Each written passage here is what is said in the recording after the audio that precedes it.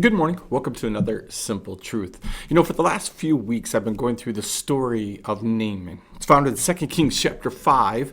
And while you find that, I want to just reiterate to you that sometimes God does things differently than we think that he should do them. That probably means that he's going to use people that we don't think he should probably use or that he would use, and probably is going to involve being in places that we're not necessarily a big fan of. I'm not talking about going deliberately to bad places and using that as an excuse for what God may or may not do.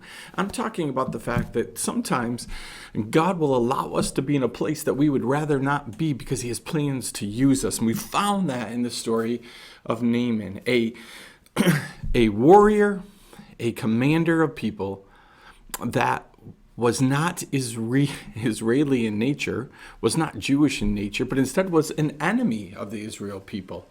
And yet he finds himself in the middle of God's plan, a plan to show God's power, a plan to show God's glory. And to cap it off, Naaman is going to take advice from a servant girl while having leprosy. So again, we'd look at the whole picture of Naaman and we would disqualify him most likely from serving in our churches, most likely from serving anywhere when it comes to ministry. But yet somehow God picks him out to use him. And I want to pick it up today back in verse 5 where it says, "And then the king of Syria said, 'Go now and I will send a letter to the king of Israel.'" Isn't that great? When someone backs us up enough to not only say, I'm going to put it in word, I'm going to actually write it down. I'm going to send you a letter of reference. And we appreciate those moments where somebody doesn't just say they support us, but they actually put it in writing. And this is what the king does for Naaman. Naaman goes ahead on this journey. Again, remember, this journey is all set up by a servant girl. Someone that neither a king nor a man of Naaman's stature should actually be paying attention to. But yet both pay attention to her and they act upon it, and Naaman takes off. And so it says, "So he went, taking with him 10 talents of silver, 6,000 shekels of gold, and 10 changes of clothing.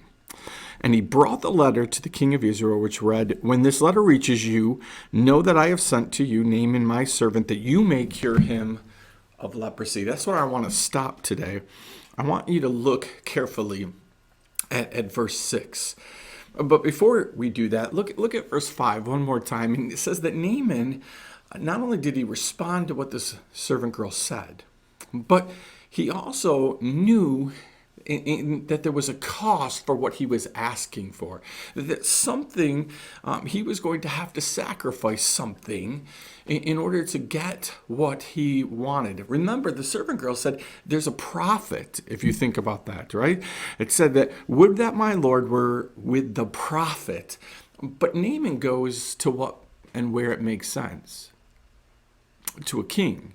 You see, sometimes God sends us to someone, but we choose to go to someone else. We choose to do that which makes more sense to us. We choose to go through the hoops and to the roles of people that make sense in our world.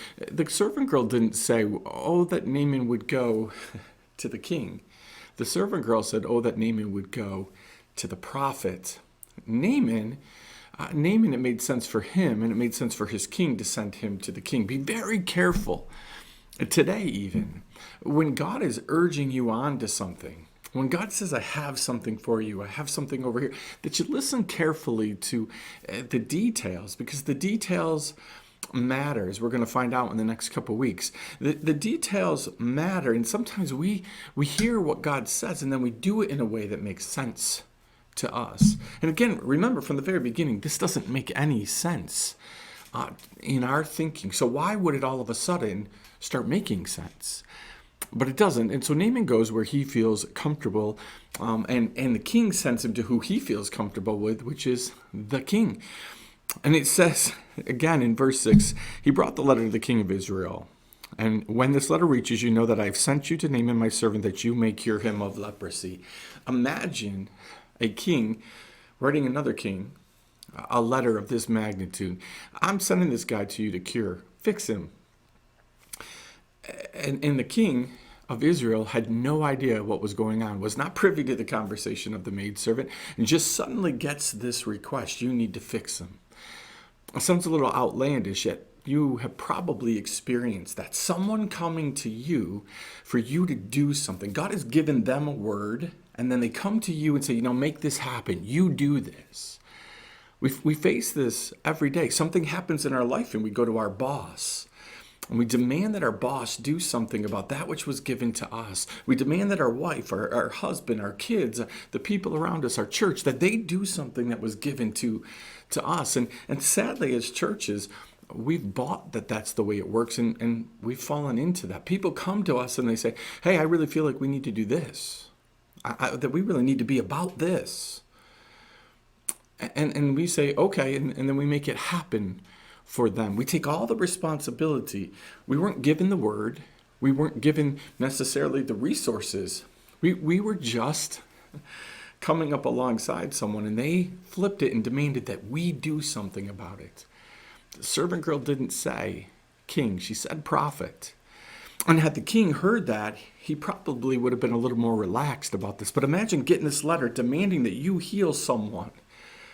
As a pastor, I've gotten that letter before.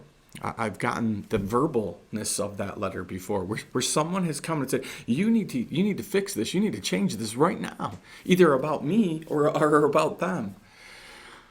The problem is God didn't speak to me. God seemingly has spoken to them.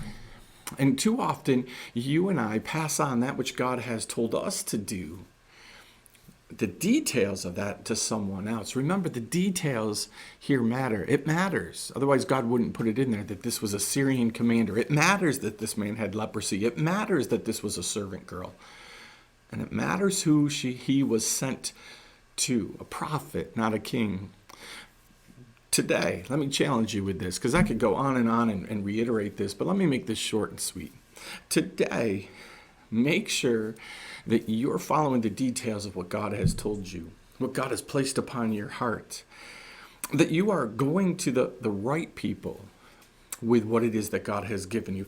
Don't demand that somebody else take upon them what God has given you. Don't demand that somebody fix something or someone when they don't have the power, the authority of God to do that, when they haven't been the one that God specifically had in mind here.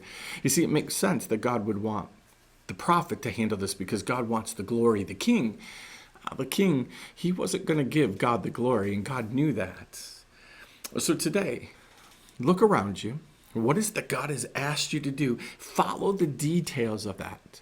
The details that you know, because a lot of times we don't know the whole story.